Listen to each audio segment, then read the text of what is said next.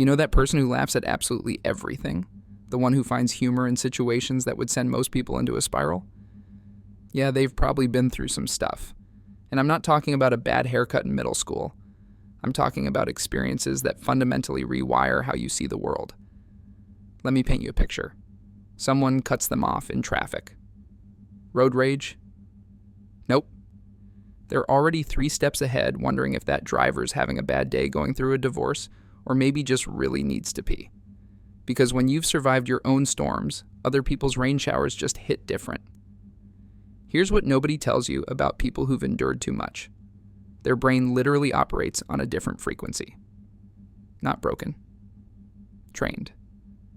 Trained by necessity to become this survival masterpiece that's still learning how to exist in a world where the threat is no longer real. And the result is this strange collection of contradictions that somehow makes perfect sense once you understand the pattern. First thing you notice. They develop what's basically immunity to chaos. Not immunity to pain, but to being completely demolished by it. They've learned that survival isn't just possible, it's inevitable. So when life throws curveballs, they don't panic, they just add it to the list of things they've already survived. New job falling through? Tuesday. Relationship ending unexpectedly? Wednesday. They've got this weird ability to stay functional during disasters that would shut other people down completely. But here's where it gets interesting. You'd think someone who's been through hell would be cynical, right? Bitter, closed off. Often it's the complete opposite. They become aggressively empathetic. They can spot pain in others from a mile away because they've memorized that language fluently. A slight shift in your tone? They noticed. That forced smile? Yeah, they're already planning how to check in on you later without making it weird. I realized. I do this when a friend said she was fine, and I immediately knew she wasn't. Not because of what she said, but because of the 3-second pause before she said it. She looked at me like, "What? How did you know?" And I had to explain that when you've spent years reading emotional temperatures to stay safe, you don't just turn that off. It becomes your default setting. You notice everything. Psychologist Richard Tedeschi calls this post-traumatic growth. His research shows that about half to 2/3 of people who go through significant trauma don't just bounce back, they bounce forward. Their relationships deepen. Their priorities crystallize. Their appreciation for ordinary moments becomes almost comically intense.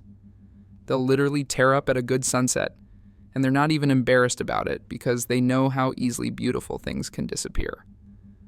But then there's the part nobody warns you about. These same people often struggle with hypervigilance. Their threat detection system never fully turns off. Ever been to a restaurant with someone who needs to sit facing the door? Or someone who has 17 backup plans for a simple coffee date? That's not paranoia. That's a nervous system that learned the hard way that safety is a luxury, not a guarantee. Their brain is constantly running worst-case scenarios, not because they're pessimistic, but because being prepared kept them alive. And here's something that'll mess with you. They often downplay their own experience constantly. Oh, it wasn't that bad. Other people have it worse. I'm fine, really. It's like they've developed an allergy to being perceived as victims. They survive by telling themselves they're okay, so admitting struggle feels like failure. The irony is painful. They'll show up for you at 3 a.m. without hesitation, but ask them to be vulnerable about their own needs. Suddenly they're busier than a one-armed juggler. Why? Because closeness has historically come with consequences. When your early experiences taught you that connection can be unpredictable, your nervous system doesn't relax when someone gets close. It braces.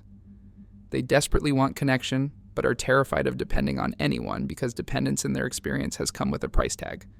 So they learn to need nobody, which sounds strong until you realize it's also incredibly lonely. And the humor. Oh, the humor is next level. Dark humor specifically. It's not about being insensitive. It's about taking power away from pain. When you can laugh at the absurdity of your own suffering, it loses some of its grip.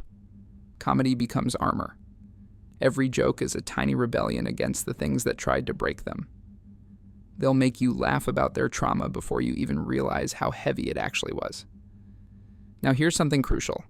There's a difference between someone who's adapted and grown from trauma and someone who's stuck in survival mode. Healthy adaptation looks like awareness without constant fear. They're cautious but not controlled by anxiety. They can be vulnerable even though it's hard. Unhealthy adaptation looks like never letting anyone in, never trusting, never resting. If you're still operating like the threat is present when it's been gone for years, that's worth exploring with someone who can help. But here's what rarely gets acknowledged. There's a grief underneath all of this. Not the grief of losing someone, but the grief of losing themselves. They grieve the version who trusted easily, who laughed without checking the room first, who didn't rehearse conversations or anticipate danger in every silence. How do you explain you miss a version of yourself you barely remember? That you're homesick for a place that existed only inside your own mind? This grief doesn't break them. It shapes them. It makes them quieter, more observant, more intentional. It turns them into someone who cherishes peace because they know the cost of chaos. Someone who values safe people because unsafe ones taught them how much it hurts. Their survival became insight. Their pain became compassion. And without even noticing, they became something rare. A lighthouse. Not because their life was gentle, but because they learned to navigate storms that would have broken others. If you're someone who's been through too much and you're tired of people not understanding why you operate differently, hit subscribe, because this whole channel is psychology for people whose experiences rewired their nervous system and they're still figuring out how to exist in peacetime. Here at Cyclipsis, we don't just talk about psychology.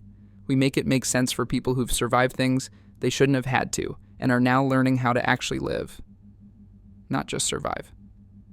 Next week, we're breaking down why some people can't accept help, even when they desperately need it. Your survival made you strong. Your healing will make you free. You've got this.